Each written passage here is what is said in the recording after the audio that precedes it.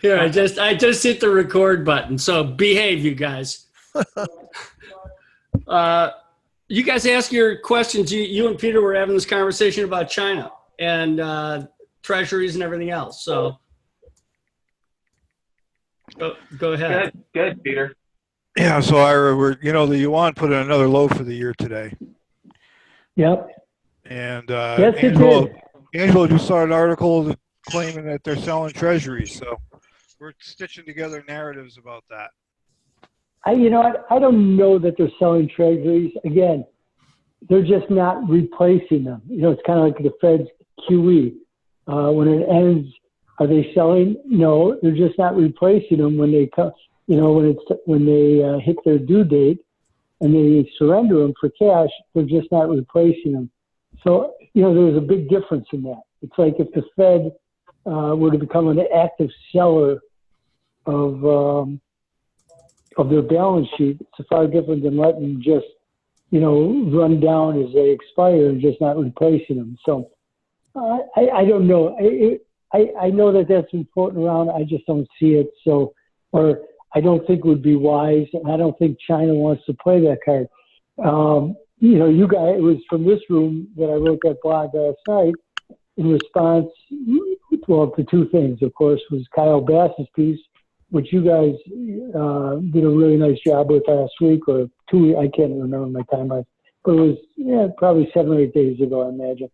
And then my favorite journalist, Ambrose Evans Pritchard, he actually wrote a piece March 5th, 2018 that was in the Sydney Morning Post, I think it's called, the Australian newspaper, and basically detailing that out, and then he updated it for the Telegraph the other day. So I thought it had to be answered.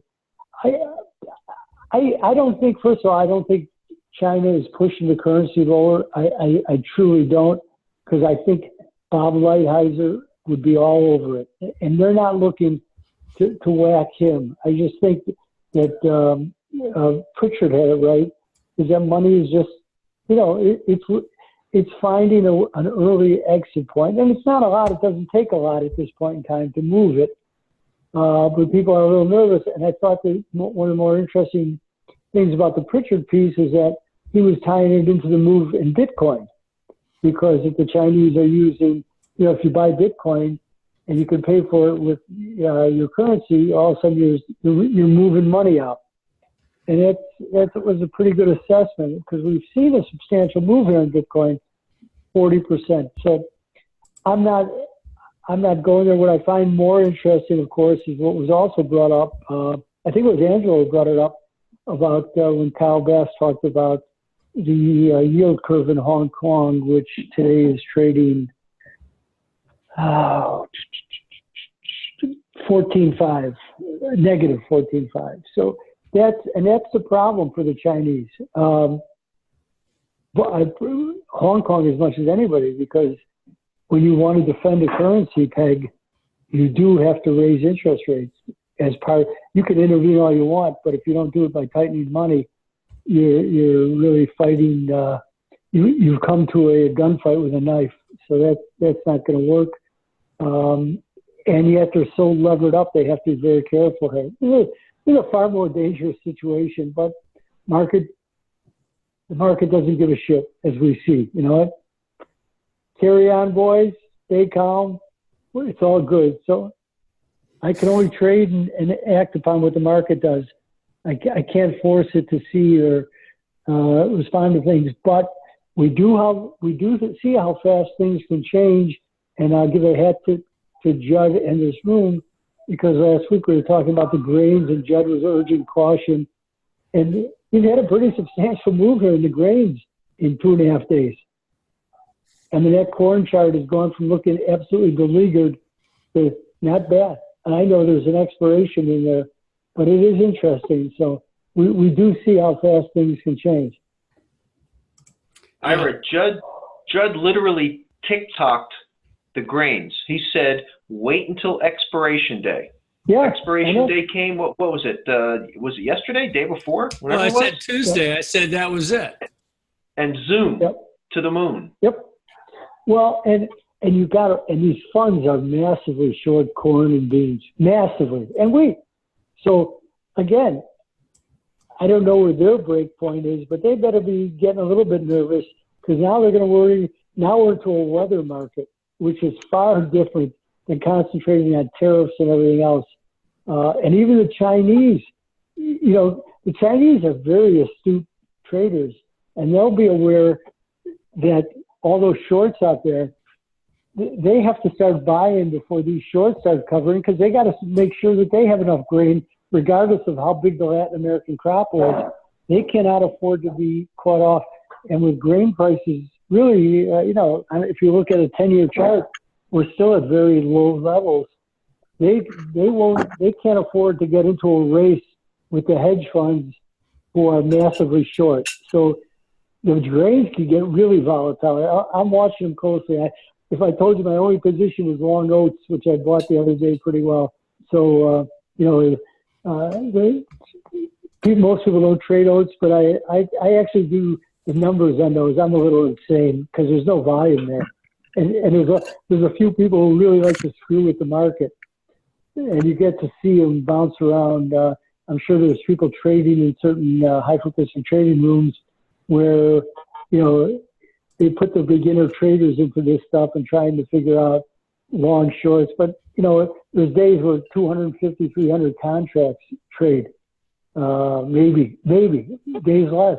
So it's interesting. But I like the oats because, first of all, the planting seasons are interesting, and oat demand is picking up because of oat milk, which is actually moving to supplant almond milk. So I'm just paying attention to it. I trade it so small, it's really ridiculous, but it does keep me. I don't even have it on my screen, Ira. I thought you were talking about. You were talking about the interest rates. No, he was talking about oats, but you had it up. Oh no, that was it. That was the French bond. Yeah, that's a French bond. It's also called oats. It's very confusing. Yeah, I don't even have the oats up. I haven't followed them forever. But you have outside reversal higher wheats in the wheat, the corn, the meal, all of it. Yeah. I know, and it's really interesting. And we have not had the volume spike yet to indicate that you've really had short covering, right? I mean, I looked at some of the volumes; it's not there yet. It's when you compare it to how, and I hate that commitment of traders report. I know we could probably have it. I hate it because when I had to fill them out in the 80s when I ran the currency arbitrage, I lied on every one of them. But I don't know. Today maybe I never told the truth. Well, what did it matter anyway? I thought it was ridiculous.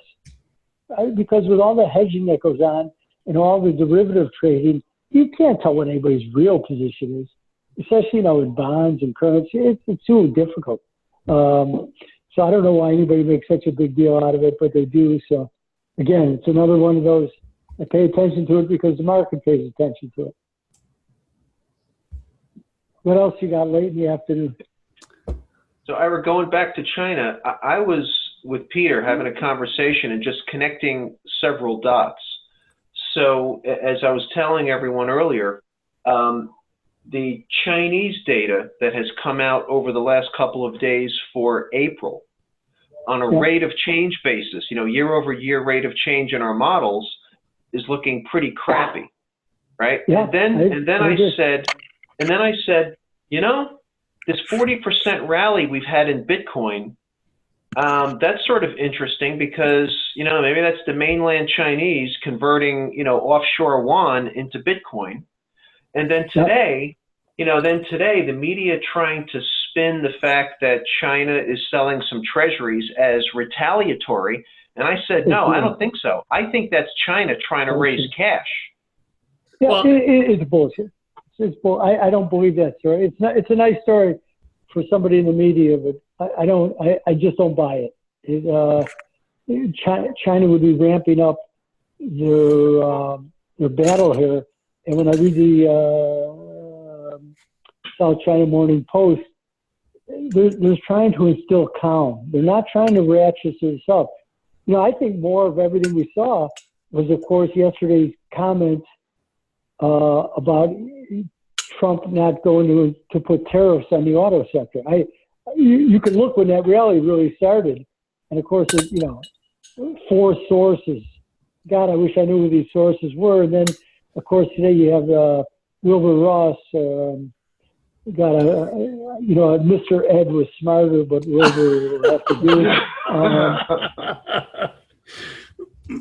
You know, and I didn't even understand. I read 3 times what he said. I hate these goddamn algo-driven headlines. I don't even understand. So was Trump still going to do it? If he did, the market never reacted, so they didn't pay it much heed. But I still think the size of this rally was more because of Europe, because I think the market was truly afraid, as we've talked about, that Trump was going to ramp up the tariffs, you know, in a quid pro quo. Now, I didn't blog about it last night, but in my thought process with Pompeo, I'm wondering whether Trump, you know, said, hey, I'll pull back, but I want some support here on whatever we're going to do in the Mideast. You know, because whether you like it or not, this is the way international politics plays out. You always have to find something that the other party is willing to, you know, and the more pressure you put on where they're really concerned, then maybe they just won't make as much noise if the United States ramps up. Not that we're going to war, not saying that, but even tightens sanctions and ramps up the rhetoric even more against Iran, and that the Europeans agreed to sit quietly. So you know, there's always quid pro quos. But anyways, when that statement came out, the market turned around and rallied all day, and then followed through today with a sizable rally, although of course there was some give back, but it's been a nice rally. So I believe that probably something of that nature took place. That's what I think in reference to that. Yeah, and going back to Europe, Ira, you know, you've been writing about financial repression in Germany, and then a week ago I read something from Danielle DiMartino Booth about how, you know, you may recall I asked you, yep. Do you think we end up with a German at the head of the ECB? And she said, interestingly, and I hadn't thought about this, that if you get a German at the head of the ECB, right, and the German continues with these policies, like, what the hell will go through the minds of the average Germans on the street when they look at the ECB and see that there's one of their own continuing to crush them? And I don't know where that goes. What do you have any thoughts on that? Yeah, I've written about that for 6 years already, and I haven't talked to Danielle, but we used to, when she first left the Dallas Fed, she had found my blog and actually got to me through Santelli. So we've had some conversations. Here's what I think.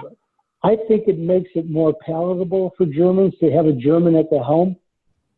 It's been my view since Draghi. I thought it was a major mistake, and I wrote about it extensively back then, that it was a mistake, and Merkel got bested by Sarkozy to put Draghi in. Everybody says, oh, it was a great thing.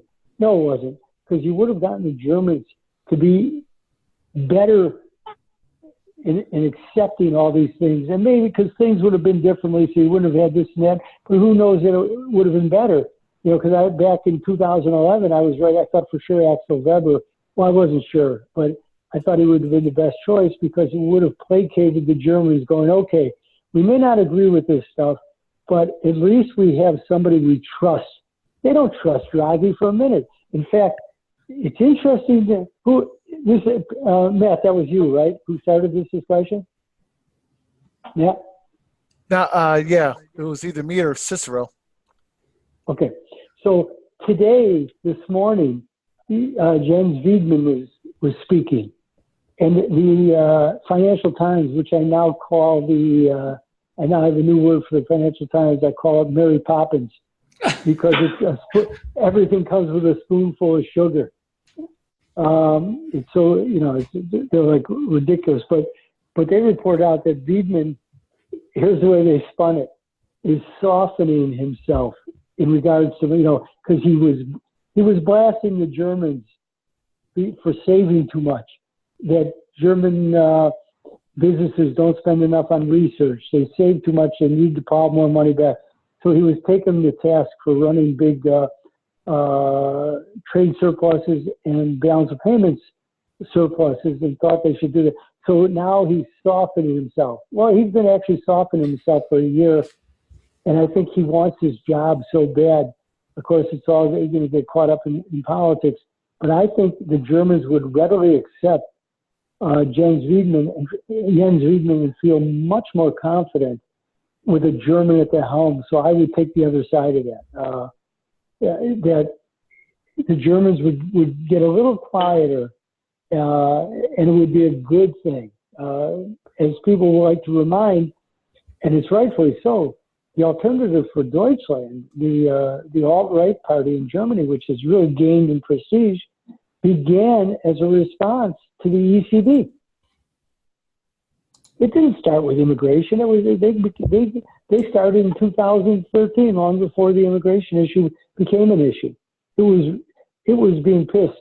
But I think if they had a German at the helm, I think it would go a long way. Which is why Merkel, if she had any brains, or would accept it. But politics is politics. But I have a feeling we're going to get Jens Wiedemann at the head. Ira, do you think the Germans even have enough cash year in and year out to pay the bills on behalf of all of their neighbors? The periphery? Well, yes, yeah, they do. They do, but it's not going to happen. It would take an absolute calamity of such major proportions, or basically a total capitulation of everything in Germany. I'm sorry, not Germany, but everything in Europe to German demands on a lot of other things. This will not come free. Anybody who thinks it does, nor should it. Am I a good German or am I a good European? That will always be the issue. And how far am I expected to go? And again, what's the cost? But for that cost, if I view myself as a German and not a European, what's the price I'm going to exact? And we can't take our eye off of that. What's the price that the Germans will exact?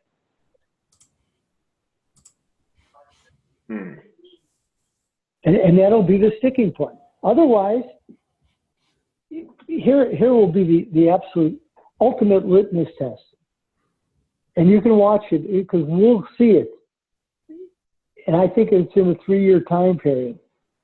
If Draghi dreams of taking all those sovereign bonds he holds on the balance sheet and folding it in and creating a Euro bond, I'm not sure of the exact mechanics, but I have a pretty good idea how they'll do it using the capital key that presently exists. And they'll create a Euro bond and go, this is what we have to do. We have to have a unified bond. Sorry, you're going to accept it.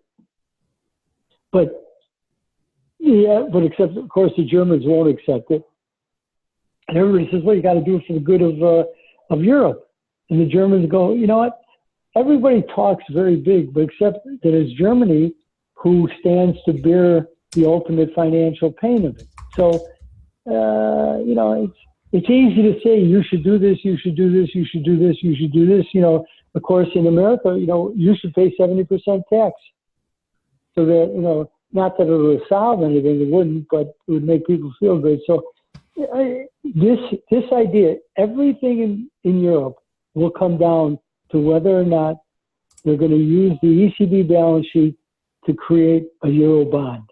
That's, at the end of the day, that's where it's all going to lie. What's the timeline? I have no idea. And if somebody tells you that they know, they're lying, because there's nobody who has an idea, because this is a lot of political movements that have to take place to erase it. If it doesn't happen, I don't know what the outcome is going to be, but that's the ultimate game plan. And nobody's promoted it more, although he won't say it. He won't talk about the ECB balance sheet, but the biggest promoter of the Euro bond, of course, has been George Soros. And don't think that he doesn't have meetings and influence with a lot of the top people in Europe because they want to hear from them because they know that's the solution to this. I don't know if it's the solution or it's the beginning of a major political upheaval. I don't know. But that's the game that everybody is really positioning themselves for, which is why I thought Friday with Trump was going to be a big day. But of course, he saw to it not. But I did find something interesting, and I think this room would really appreciate it. Is that one of the guys who writes in regularly to the blog, Mike Aaron Temple, he called the president out because he said, well, why'd you pull back? You know, he wrote on the blog as a post, he goes, why'd you pull back? You had told us on Monday that tariffs were great. Well, if tariffs are great, why didn't you put them on the German car makers? I thought it was a very interesting point. And when you really think about it, you go, And that led me to what's the trade-off with Pompeo? You know, what did Pompeo get in return? Because believe me, they've threatened the Europeans, and the Europeans have not been happy to be so threatened because they are very vulnerable. The Germans live in fear of those tariffs on the autos. So there's more going on here than meets the eye. We just haven't seen it yet. So, but I thought that was a very astute point as I let him know. I don't know who he is. I have no idea who Mike Temple is, but I thought it was a very astute point. It's beautiful. Hey, Ira, it's Matt. How are you? Good, Matt. Okay, now I I was hear you. wondering. I know you do a lot of work with yield curves. Have you worked on an adjusted yield curve that takes into consideration QE? And if so, has that told you anything about where we're at? Wait, did you say takes into consideration QE? Yes. I can only look at it from when QE started. And if you go back and look, it's very easy to see that the first movement in the curve was to steepen fairly dramatically because people weren't sure, you know, until you knew what the Fed program was going to be totally. So, and again, people were initially fearful that the Fed was throwing everything at it because it was, you know, something new, very new. You know, we had never seen it before. So the first response, of course, was to sell the long end in fear of inflation coming and think that the short end would hold. And then it spent 2, 3, 4 years. I don't have a chart up. I'm trying to do this from what I know in my head, bounding around. But its first movement was to steepen. So I don't know how you can extract QE. And more importantly, Matt, in trying to measure the impact of QE, here's 2 things I'm going to throw at you. Number one, it destroyed the bond vigilantes and removed them from the game because it was just too expensive to take on the Fed, who had an unlimited amount of money. And what were you going to do? Teach them a lesson? Because that's what bond vigilantes, by definition, that's what their job was to put pressure on the bonds as a reflection of bad policy. So you knock them out of it. They tried for a while. And I think they were originals with the steepeners because that's what they felt their job was to do. Number 2, and most people don't realize this, the Fed accumulated a $4.5 trillion balance sheet. Now, if those bonds or those debt instruments that the Fed bought had gone into private hands, there'd be a lot more hedging because you're an insurance company, you're a pension fund, you're this or that. You have to hedge. The Fed never hedges their balance sheet. Now you think about that. There's no hedging. So they weren't worried, bonds up, bonds down, it doesn't matter. Because when you have a printing press, you don't have losses, you just, print more money. And I'm being a little facetious, but not much.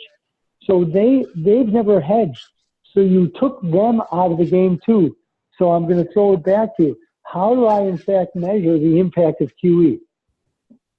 Yeah, well, I was thinking, and I've seen this before, that say quantitative tightening is like a stealth rate hike. So Fed funds is at X, but they've trimmed off a couple $100 billion in the balance sheet. Just doesn't like 50 billion in QT equate to a portion of a rate hike? And then if you can kind of add the stealth rate hikes to the actual Fed funds rate, we might be a bit more inverted than the spot curve may suggest. Well, but that tightening would have driven it because of lack of liquidity in the system. And that was Stan Druckenmiller's point about the double barrel shotgun, and that they were making a big mistake because they really didn't understand. And I'm saying this very openly. They didn't understand what the impact from the quantitative tightening was, as Peter Bookbar would call it. They didn't understand. They still don't understand. But they've understood enough that its effect on the global liquidity situation is tough. So they pulled back. So we went from what, 50 billion a month to, we're down to 35 now, and it ends in September, at the end of September, and it might end earlier, by the way. If you get another severe movement in the equity markets and in the dollar, I would look at maybe at the July, at the next Fed meeting, if you got some type of movement like that, increased volatility, that the Fed says, oh, we're going to end QT before September 30th, which would be deemed as a dovish. So that's something to put on your radar screen. If you're starting to see enhanced volatility and the volatility pushing asset prices lower, so I would pay attention to that. But they don't know. They don't know the impact. I had argued, and with Santelli, and Santelli he's not sure. In fact, I talked to him yesterday, believe it or not. We haven't talked much of late, but we had a long conversation. And we talked about many, many things. But one of the things that Rick and I had talked about for a long time was don't embark on both at the same time, because you really don't know the effects of them. This is all experimental. This is all theoretical. So if you're going to raise rates, don't do QT, quantitative easy. My approach, and I said it with Rick many times, was I wouldn't be raising rates. I would just be embarking on quantitative tightening. You miss the opportunity to raise rates and see what the impact of quantitative tightening by itself was. Of course, we'll never know because they went their own way, and then they found out that, hey, I'm going to quote Janet Yellen, oh, quantitative tightening, no big deal. It's going to be like watching paint dry. Well, not quite like watching paint dry. And they're still studying and trying to measure the impact. They don't have an answer yet. They really don't. They're looking at it and trying to understand it, but they don't have a real answer.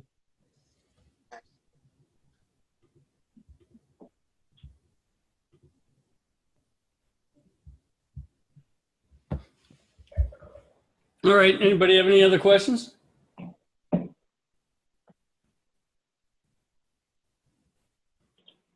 Well, Ira, do you think Merkel finishes out her term? I don't.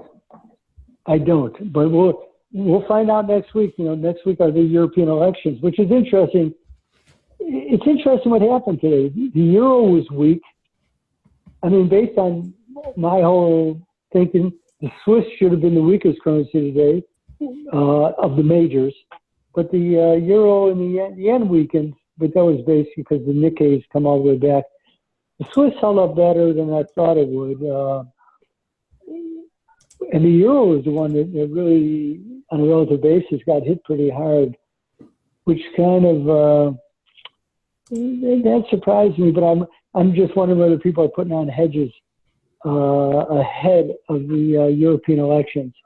But coupled with that, there's a pretty good rally in the Italian bonds, and the French bonds outperformed the Bunds. I mean, it's just so amazing. The Bund is negative 9.5 basis points. That's right. Buy a 10-year German Bund, and you pay the government for the right to do that, 10 basis points. So if there's that uncertainty, I'm going to watch tomorrow the Bund spreads, because if the euro is right, if I'm right that the euro is predicting uncertainty on the coming elections, we should see some movement in the European bond spreads tomorrow. I need that to test my theory. Today was a little off balance with that, but we'll see. One day is not, there's just so much cross current movement. Interesting that the Italian came back and actually performed pretty well. The Italian bond higher on the weekend might be. Let's see. Yeah, hold on. I'm putting them up right now. I don't know why I wouldn't switch, but there you go. There's the Bund. Yeah. There's the Bund Italians right here, guys. Yeah, the Italian's actually higher on the weekend. That's with all that negative press about Salvini, looking to break the pact he had made. So, and they initially hit the Italian pretty hard on Tuesday and a little bit into yesterday. So, very, very interesting, I might say. So, but a lot of things to watch. Far more than Chinese tariffs. That's my point, and you got to be aware of it. And again, I think it was the news about Europe yesterday with the tariffs that drove the last 36 hours of trading. So interesting. And again, and the media does such a bad job of covering it. But pay attention because you can see it in the price movements of other things. So yeah, and the bonos are going straight up too. Yeah, you know why, Judd? Because they, this is what they're doing. They're creating baskets. What's the yield on the Spanish? The Spanish 10-year is 90 basis points. I mean, seriously, look at that thing. But it's 100 basis points more than the Bund, and it's 65 basis points more than the French. So people, they build these baskets. That's what they do. So they'll buy this, and this. Again, it's almost like building a subprime loan. So you're able to get a little more return by creating a basket of different assets. So you buy some bonos, and it's not a thick market. If you look at it, I mean, the volume in there is not great. The Italian, the French, and German, the volume is much, much more. But the Italians come back, and that's people, again, some of it is the bank, because you don't know how much, because don't forget, the ECB is not shrinking its balance sheet. It's not adding to it, but it's not shrinking. So if 15 billion of Italian debt comes due tomorrow, they're replacing 15 billion of Italian debt. Because that's exactly how this works now. So some of this rally comes because the ECB is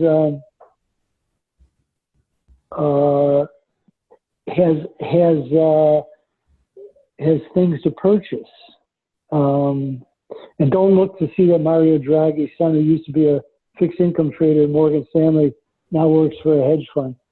Oh, did I say it? That's public. You can don't laugh. Go Google it. It's true. It is, that is fact. Do you really think the ECB is adhering to the capital key ratios? With regard to, on a day-to-day basis, no. And if they violate them, they violate it in favor of the weaker countries anyway. Because what do you have to buy German debt for? There's none to buy. And why should you chase everybody? So if they, and they'll tell you, Draghi has said it. He says, look, on a day-to-day basis, we may not be in compliance with it, but over a longer period, we're definitely in compliance. So that gives them latitude on a day-to-day basis. What he said, and he has said it at several press conferences, not that I believe him, but he does say that they get held to that standard, and while it may not be on a day-to-day, it is on a longer period, and they do adhere to it. Another joke. Yeah, oh God! I listen to those press. Those press conferences are the greatest. I wish the United States would stop having them because they're not nearly as entertaining as when Mario the magician goes to work. And they're on YouTube. The ECB has them live. So I don't. I turn off. I don't watch any television. I don't watch CNBC because I wait for Steve Leisman to tell me something. But you can watch it in real time and watch when he squirms and when he's just outright lying, it's great. And he knows how to stonewall with the best of them. You gotta love it. You gotta love the flashy Italians, man. Italian, not Italian, it doesn't matter. They brought him in for a purpose, and they think he's done a great job. I think he's made the place very dangerous. But if you're in the financial world and you're a money person, you're very thankful that he did whatever it takes, using his own words. And he had Merkel backing him up. Because without Merkel, it never could have been done. Look, when the Germans bought at the Greek bailout, where they forced the IMF to come in, the IMF came in. There were a lot of people who were against it, but the Germans couldn't go back to the Bundestag and say that they were doing this unless the IMF, then they could sell it with the IMF. So for everybody who says it's the Germans who and they should have the final say, because again, it's their credit card paving the way. Do you think that French yields would be at 28 basis points without the German financial backing? And that's my first question to anybody who says, "Oh no, that's not right." I go, "Really? Then tell me where Italian debt would be. Tell me where French debt would be. You can't tell me that. Yeah, you really think the French would be able to borrow at 28 basis points? No chance. Spain, 90 basis points on 10-year debt. It's all. If Germany said no, rates would skyrocket. And to prove it, all you do is have to go ahead, put up the chart of from 2000, from late 2011 to 2012. Put it up on the shots. The German. What's the symbol for that? It's DGM9. Okay, there's the shots right there. You need a daily continuation on that. Okay. Right. It only gives you the futures prices, but not the yields. Now put up. I don't watch this, but you're just looking at the shots and look at that move in 2012. Because even German 2-year was a little bit under pressure. But I'll tell you what, Italian 2-year, those curves, that's what frightened Draghi tremendously. Because if you go look at the 210 curves in Europe, in the first half of the year of 2012, it wasn't so much that 10-year debt was screaming. It was going higher, of course, but 2-year notes, Italian 2-year notes were up to 7%. Those curves were flattening dramatically because anybody who could sell anything was selling it on the short end and driving rates higher. That's when in July of 2012, I can tell you exactly, July 24th, July 25th, that Draghi finally hit the panic button because those curves, they couldn't get any financing done on a 2-year. And then the move really becomes in the 2-year once he says whatever it takes. And the 10-year, everything, of course, the curve moved in sync, but the yields on the 10-year really change when they actually get very involved in QE and the ECB starts buying massive amounts of debt. But that didn't come with that, by the way. He just said we'll do whatever it takes, and then they figured out a plan about how to do that. But as long as people were comfortable that they were going to protect the euro and defend this, people started, slowly moving back in and purchasing that, and then you saw it move dramatically. But Spanish, what they called the pigs. I don't know if you remember that, but that was the acronym for it. Portugal, Ireland, Italy, Greece, and Spain, the pigs. And if you look to see what their 2-year yields were doing, screaming, and that was what was going to bring the whole thing down. So they had to stop that. Ira, can you just remind us what was the event, or you had mentioned 125.50 as a spot to sell the euro. What was behind that again? Because Judd and I couldn't remember. I'm sorry. In 2017, at that deal with Santelli, you said we were trading at 115, and you picked out 125.5 or whatever as the number to sell it. Did it get up there? Probably not. Oh yeah, it went right there. It printed. The high was 34. Or no, was that 56? It went to 125.56. How come I didn't make any fucking money? Oh, it was so off the wall when you said it, and because we had double bottomed down at that 103 area. Right. That's right. Well, don't forget, it looked like Europe was having really good growth. The United States was backing off, on some of their more adverse types of Fed policy because the world was, they wanted to see the way things played out. But it was more because of the European growth story, which was pretty good for 2018, and everybody was short. And that was really all it was. And I had some resistance up there and also on the gold euro crosses, it equated to some numbers I was watching. That's exactly how I came to it. No other magic, but I remember that. I said, well, if you thought it was going to go somewhere, I hate when he pins me to that. Yeah, and he knows it, but we fuck around here because he gives me, I don't like picking targets. Judd, you've known me long. It's not the way I operate. I just need a sense of the landscape, but that was an area that equated. I remember that because he said, because he had asked me before it, which he never does. He says, "Do you think it can go?" And I was bearish the dollar because, and I'll tell you what else was going on. Let's not forget that the Trump administration was talking the dollar down.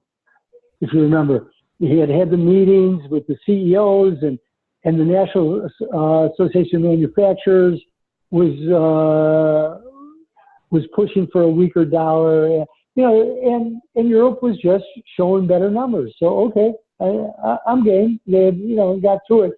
And that's what had prompted it. To me, one of the big points with the Trump administration and why I always believe Trump is a dollar bear, because when Mark Fields, who was the CEO of Ford at the time, when Trump was having those meetings at the White House, and Mark Fields comes out of a meeting and he called currency manipulation the mother of all trade barriers. That's a quote. That's a quote. And also, if you remember, coming from Davos, you had Wilbur Ross and Mnuchin, who were at Davos talking the dollar down. In fact, Wilbur Ross makes that comment of, we're always at currency wars. So we're just sending some soldiers to the ramparts. That was a Wilbur Ross comment. So, they were pushing it. Where could it go to? I mean, okay. And that made sense to me. That's exactly that whole story. Thank you for reminding me of that. Because I remember where I came from. And that was a big part of that story. And I still think that the Trump administration are dollar bearish, no matter what King Dollar Cubbo says, because Bob Lighthizer understands the leverage of using the currency when you have to. And the Chinese, that's why I don't believe the Chinese are orchestrating a move here on the yuan, because they know he's not to be trifled with, because he will make the currency an issue. That's interesting. Well, they already have. Thanks, Ira. The initial sit down with the Chinese, you remember, even Mnuchin was in favor of it.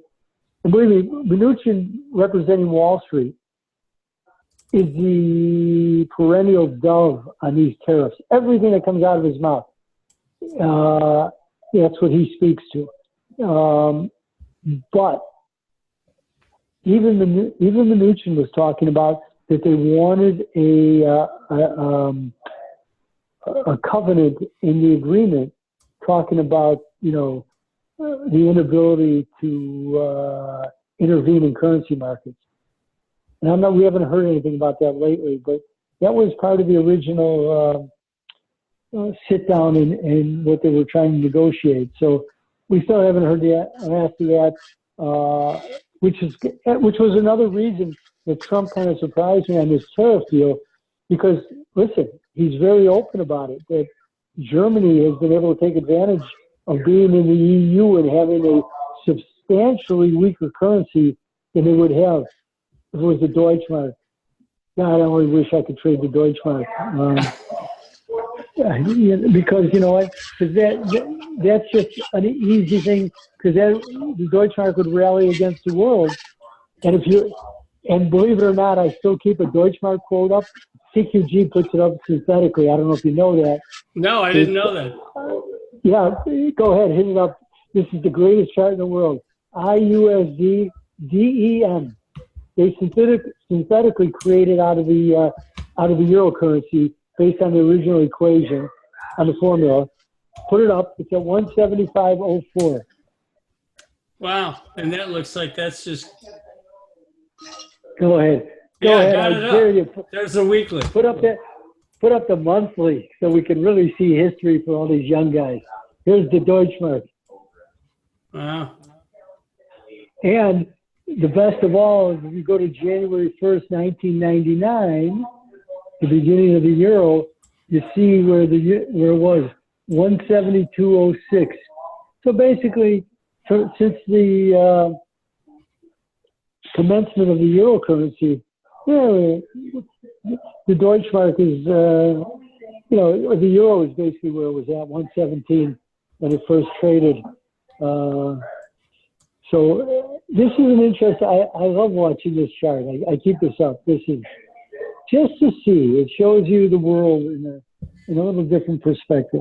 So I'm going to have to put this up. I haven't had it up. there's no reason to. It's only for psychopaths like me. Well, you've got all the old cycles, so. Yeah, no, I do. Yeah, I have it. Judd, no, I actually shredded them. Really? I did, yeah. Yeah, because I said I'm not paying them anymore. And I thought it was, and I got rid of them. I didn't think it was ethical for me to keep them. Because I could have gone, and I never wanted to be tempted anyway. I destroyed every one of them. Every one of them. And I had them all, I just did not think it was right. So. Well, I still got my book from the mid-'90s into the 2000s. Well, listen, and ethically, you're entitled. I thought you paid for them. You're entitled I paid a lot of money for them. Yeah, yes, that is absolutely true. I just, I just washed my hands of the whole thing. That he doesn't even have a presence on the internet. You can't Google and find him or his company. I begged him. I begged him when I got on the CME board in 1997. I said, I'm sitting here. I'm telling you what I see is coming. I said, it's not inside information. The electronic world is going to be far bigger than you have any idea. And there are certain people here, me included, who are going to push this to make it happen. Sorry, Pax, if I fucked you, but that's the truth. The world was coming and changing, and you were going to change with it or not. Some people decided not to, and the rest is history. But you weren't going to stop it. I saw too much. They were sending me on fact-finding missions where I was talking to people in New York and what Morgan Stanley was doing. I go, you know what? You can't stop this. And I did a hell of a lot of reading to try to understand it. Too bad I wasn't smart enough to open up an electronic trading company, but that's another story. But that's really it. So, but I like to look at this Deutschmark because it tells me a lot about what I need to know about the world.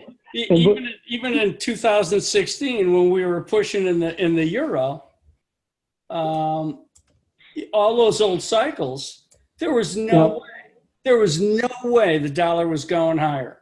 And Goldman and all those other guys who had no playbook were all saying we were going to 98 or a buck. There was no way. Yep. No, I agree. I agree. And I'll tell you anecdotally, and then I'm going to leave, but this is actually a funny story.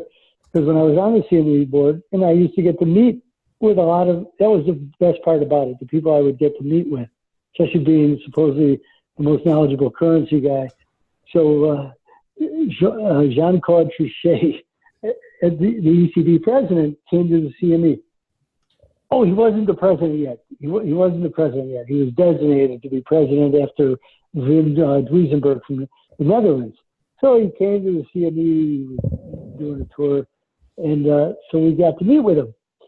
So I said to him, we were asking him questions, and I said to him, we still have the Deutschmark contract. And he looked at me, he says, preposterous. That's what he said to me. He says, why would you do that? I said, well, it might not be done. He says, it's history. He was pissed. He was pissed. And it was me who fought for it because, being friends with Bernard, I said, why would you, if you give up the Deutschmark contract, somebody else could pick it up. And they agreed with me. So I think the Merck still may actually have a listing because they would have been stupid. Because at that time, you didn't know whether there was going to be a Deutschmark or not. So, Trichet was pissed. Still laugh. Then the second question I asked him was,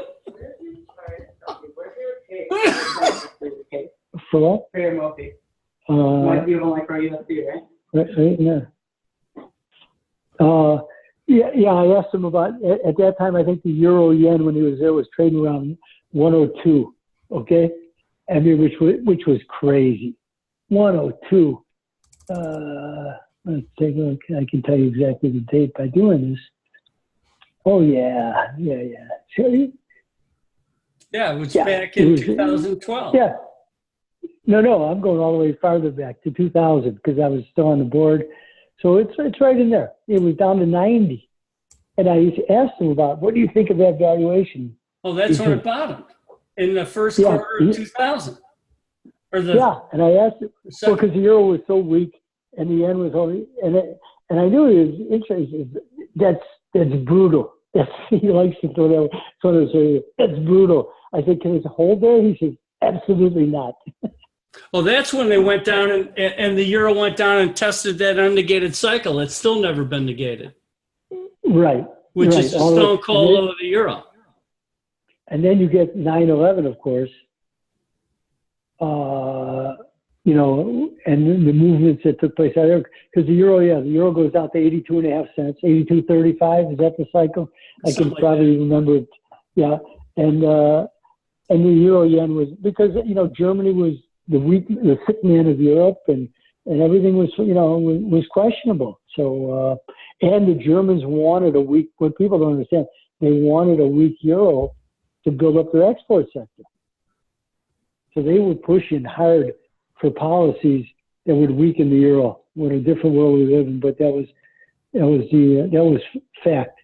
That's what everybody in Europe complained about when in 2015 and 16 and 14 and 13, when the Germans are pushing for fiscal austerity, everybody's going, yeah, sure, you got your house in order, and the rest of us are screwed, and you won't bend.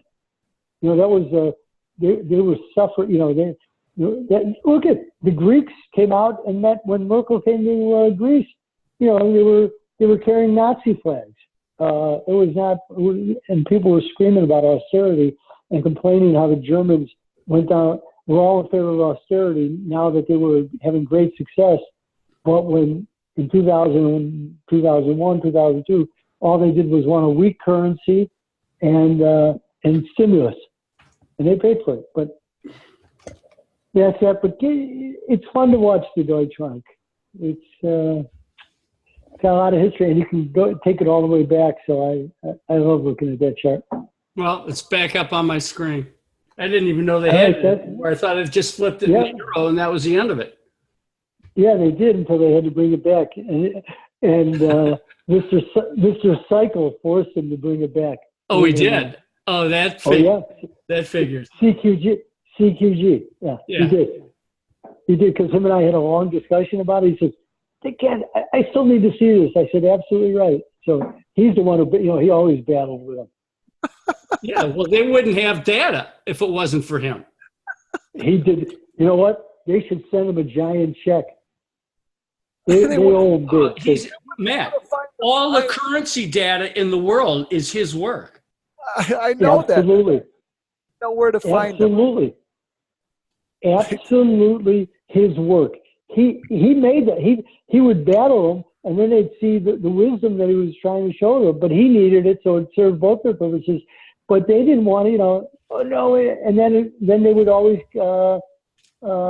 cave, and they were better for it. I mean, that's what makes CQG. It's the only reason I still use it is because of the currency data and the way they present it. If they ever do spread charts, I know, Judd, you have them with the bar. I just can't. They don't show out fast enough for me, so they're a pain in the ass. So, whatever. All right. Okay. I'm going back to sleep. Okay. Thanks, Ira. Appreciate it. Thanks. I enjoy you guys always push my right button, so I appreciate it. As always, thanks. Yeah, all right. Take care. Bye. Bye. Another great